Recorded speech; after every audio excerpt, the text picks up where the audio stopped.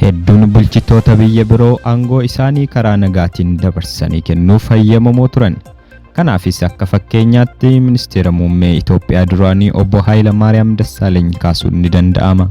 Isin hoo aangoo keessan karaa nagaatiin dabarsitanii kennuun qaama furmaatichaa ta'uuf fedha qabduun gaaffii obbo Kiristaan Taaddalaa miseensa paarlamaatiin ka'edha. Akkam jirtu kabajamtoota daawwattoota keenya. Kun sagantaa odeeffannoo karaa toora YouTube chaanaalii Sinqee Miidiyaan isiniif dhiyaatudha. Har'a odeeffannoowwan torbee kana biyya keenya keessatti raawwataman keessaa kanneen gurra namaa harkisanii fi edaa kudis jiraa nama jechisiisan isiniif qabannee dhiyaannee jirra.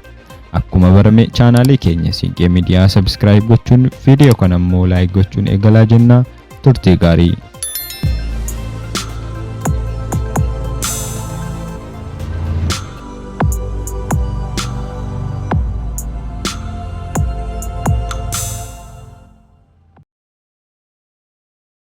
Manni maree bakka bu'oota uummataa yaa'ii idileesaa gaggeesseera.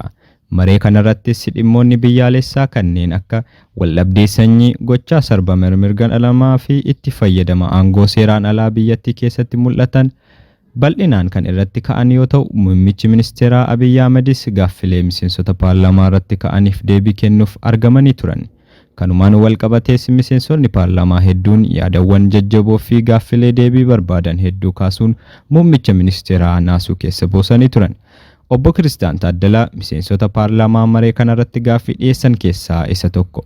Dubbii isaa muummicha ministeeraa fi kabajamoo afyaa'ii galateeffachuun erga eegalee booda obbo Kiristaan Taaddalaa akkas jechuun gaaffii isaa itti fufe. የዜጎችን ደህንነትና የሀገርን ሉዓላዊነት መጠበቅ ዝቅተኛ የመንግስት ኃላፊነት ሆኖ ሳለ ዜጎች በማንነታቸው ምክንያት በመንግስት የጸጥታ ኃይሎች ይገደላሉ፣ ይፈናቀላሉ፣ ቤታቸው ይፈርሳል፣ ንብረታቸው ይወድማል።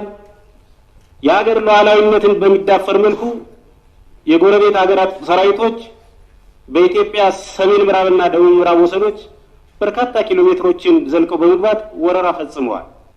አሁን ላይ ባለው ተጨባጭ ሁኔታ የዜጎች ደህንነትና የሀገር ሉዓላዊነት ዋነኛ ስጋት ምንጭ ሆኖ የምናየው እርስዎ የሚመሩት መንግስትን ነው። እርስዎ በአፎ ኢትዮጵያ አትፈርስም ቢሉንም በተግባር ግን ኢትዮጵያና ኢትዮጵያዊነት በመንግስቶ እየተናዱ ነው።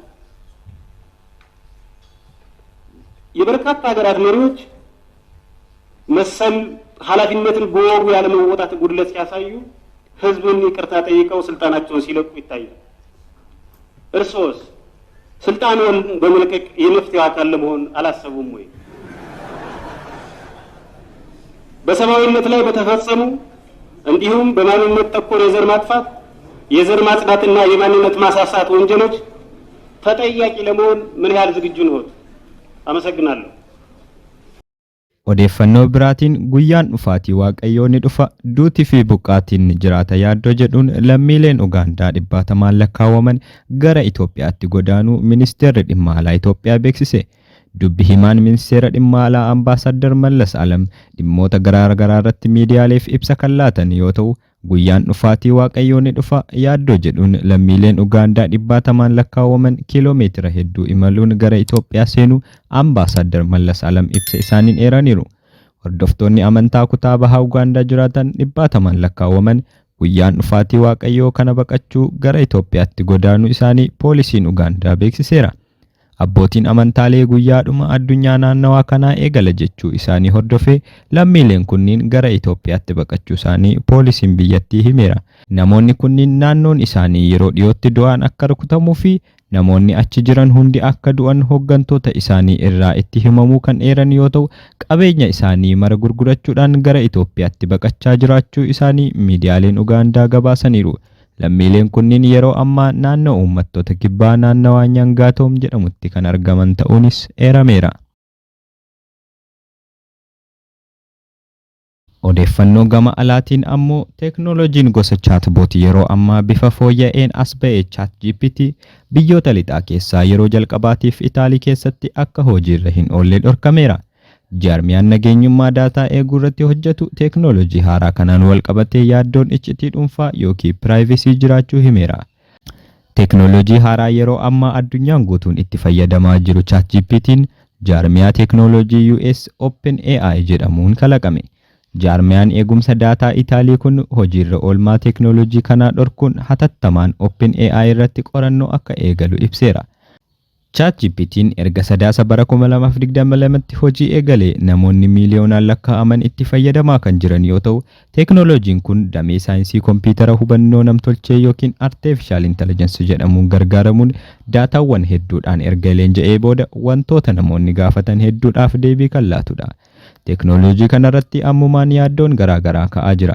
Iccitii dhuunfaa, carraa hojii fi odeeffannoo sobaa akkasumas odeeffannoo madaalawaa hin taane dabarsuun yaaddoo teknoolojii kanarratti ka'aa jirudha. Ogeeyyii teknoolojii ammayyaa keessatti beekaman kanneen akka Elon Musk dabalatee namoonni damee teknoolojii keessatti beekaman hedduun hubannoon namtolchee teknoolojii kanaa akka leenjii dhaabu gaafataniiru.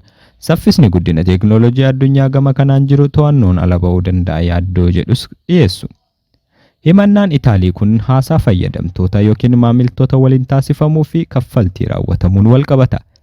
Teknoolojiin kun mala ittiin daangaa umrii adda baasan waan hin diriirsineef odeeffannoowwan argatu sadarkaa kan eeggatee fi bilchaataa kan hin taanedha jechuun himatama. Morkataa chaatboot kan ta'e Bard yaaddoo kanarraa kan ka'e namoonni umriin isaanii waggaa 18 ol ta'e qofti akka fayyadamuu danda'an murteesseera.